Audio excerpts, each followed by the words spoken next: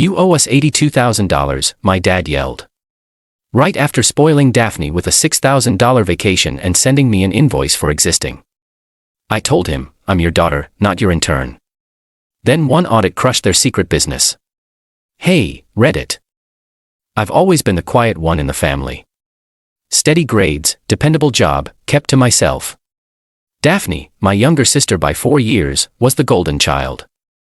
Big personality, huge social media presence, always front and center at family dinners while I got stuck refilling water or clearing plates. But I didn't complain. I just worked, got my degree without help, paid off my own student loans, and landed a decent accounting job. I wasn't flashy, but I was solid. I thought that would count for something. Spoiler alert. It didn't. Growing up, my parents always talked about return on investment. I assumed they were just being dramatic. Turns out they were being literal. My birthday was on a Sunday. I'd just driven 4 hours from my apartment to their house because Mom made it sound like they were planning something nice. Come home, sweetheart. It'll be a special day.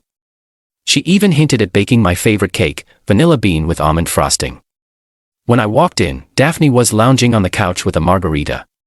10 lines still fresh from her Bora Bora trip. Fully paid by her parents, of course. She gave me a half smile.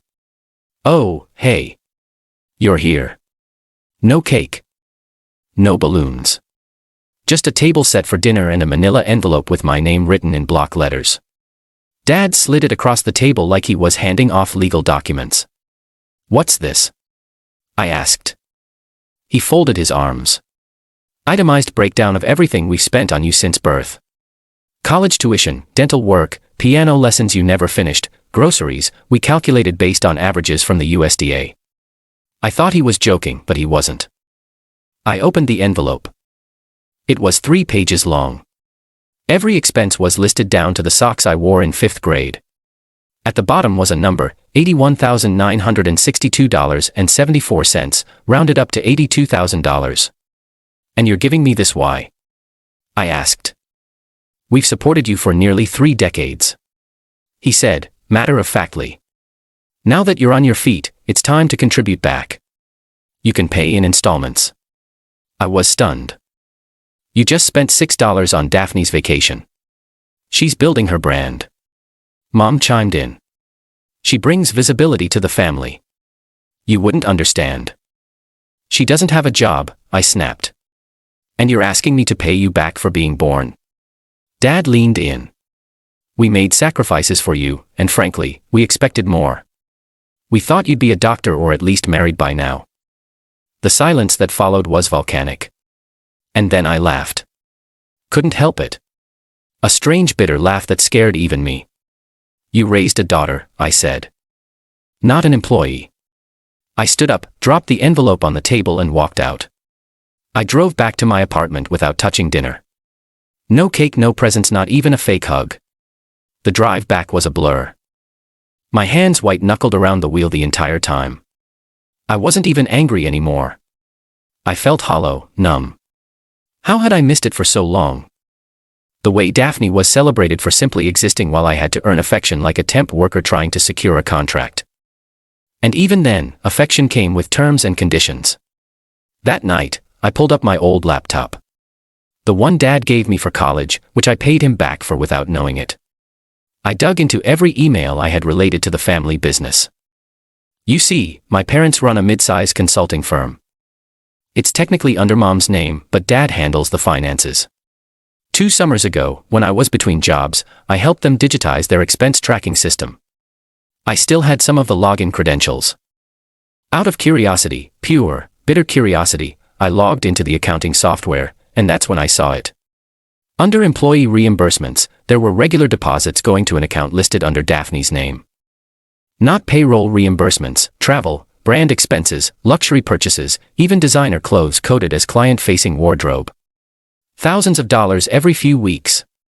There was no client-facing anything. Daphne didn't work. She posted skincare routines and poolside selfies. The weird part, some of the expenses were coded under my name. Flights I never took. Meals I never ate. Even one marked work retreat Hawaii while I was stuck in my 1-bedroom apartment with the flu. They were funneling money through my name, laundering it through the business, using me as a tax write-off without my knowledge. The more I uncovered, the colder I felt. I'd spent years thinking I was just unlucky, always coming up short in their eyes. But now I saw the truth. I wasn't invisible. I was useful. A tool. A shield for Daphne's recklessness and my parents' financial games. Every compliment they gave me was just a pat on the back for being their human loophole. I stayed up all night gathering screenshots, downloaded spreadsheets, pulled email threads. I cross-referenced dates and receipts, looking for every inconsistency I could find. By sunrise, I had enough to blow a crater in their books. I didn't go to work that day. Instead, I called in a favor from my boss, one of the senior auditors at my firm. I asked him to look over the documents, hypothetically, strictly off the record. He whistled low. "This looks shady as hell," he said. "Especially the dual coding under your name and your sister's. That's tax fraud." If this ever went to audit, I didn't even need him to finish the sentence. I already knew. I didn't rush. I spent the rest of the week calmly collecting everything. PDFs, spreadsheets, account statements, screenshots. I organized it into a tidy little folder labeled proof. But this wasn't just about revenge or anger anymore. This was about closure, about not letting them gaslight me for another second of my life.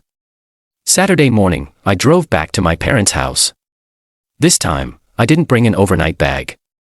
I didn't plan to stay. I didn't even ring the doorbell. I walked straight in. They were in the kitchen. Daphne was in leggings and a crop top, sipping her oat milk latte and showing Mom something on her phone. Dad was reading the business section like he always did.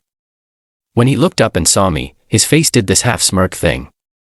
Like, he thought I'd come back to apologize. He said, "You've had time to think." "I have." I replied calmly, placing a manila envelope of my own on the counter. "Now it's your turn." He opened it, started flipping through, and the change in his face was instant. From smug to pale, he stopped at one page, blinked, and looked up at me like I just pointed a loaded gun at him. "You've been siphoning company funds through my name," I said.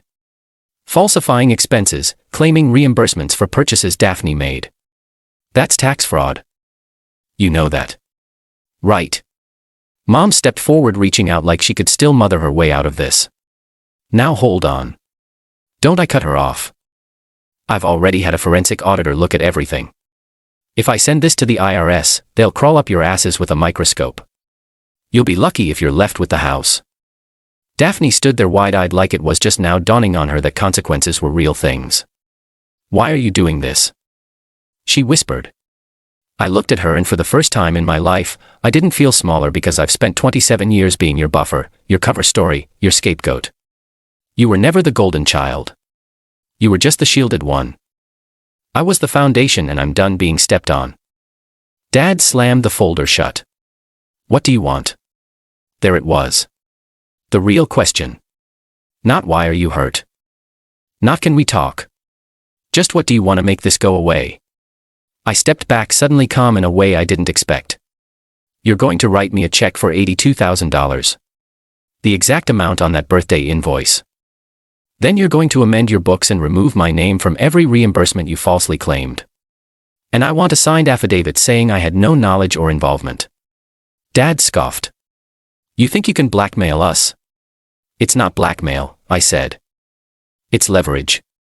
You taught me that, remember, return on investment." Mom looked at Dad, panicked. "She's serious. Dead serious." I said, "And I'll give you 48 hours. After that, I press send." For a long moment, no one said anything. Then Dad got up and left the room. I heard his office door slam. Mom stared at me, and I could see it in her eyes. She still didn't get it. She thought this was a tantrum. A phase. "I used to think I wasn't enough for you." I said, "Now I see you were never enough for me." Daphne didn't say a word. For the first time in her life, she looked small. Not defeated, just unimportant. I walked out without looking back. That night, I got a Venmo notification. $82,000. I checked my bank account. It was real. 2 days later, a legal envelope arrived at my apartment. Inside were the documents I'd asked for signed and notarized. I didn't go to the IRS. Not yet. Because I knew the fear of me holding that information was more powerful than actually using it. I wanted them to live with the same tension they'd forced into me my whole life. A month later, I moved to a new city, paid off every lingering debt, got a new apartment with sunlight, plants, peace. I started writing again. Something I'd always loved but was told was a waste of time. I found myself laughing more, sleeping better, even breathing easier. The biggest surprise, I didn't feel guilty. I thought I would. I thought the freedom would be stained with regret, but it wasn't. It was clean, earned. Some families are broken in loud, violent ways. Others are broken in silence through favoritism, manipulation, and quiet cruelty disguised as tradition. Mine cracked every time they asked me to smile through the injustice until I stopped. And the moment I chose myself was the moment I was finally free. Some people find peace by forgiving, others by forgetting, but sometimes peace only comes when you stop asking for permission to protect yourself. She didn't just walk away from her family. She exposed their lies, reclaimed her worth, and wrote her own ending. And in doing so, she finally became more than just the overlooked daughter. She became free.